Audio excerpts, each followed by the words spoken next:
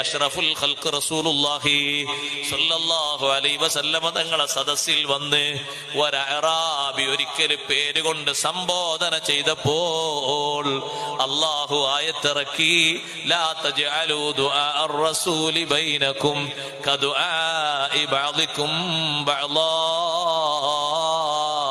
നിങ്ങൾ അന്യോന്യം പേരെടുത്ത് വിളിക്കും പോലെ അള്ളാഹുവിന്റെ റസൂലിനെ പേരുകൊണ്ട് വിളിക്കല്ല. പകരം നിങ്ങൾ വിളിക്കേണ്ടത് എങ്ങനെയാണ്? ആ വിളിക്കേണ്ട ശൈലിയും അള്ളാഹു പഠിപ്പിച്ചു തന്നു. വിശുദ്ധ ഖുർആനിൽ അള്ളാഹു തആല ആദം നബിയെ എങ്ങനെയാണ് വിളിച്ചത്?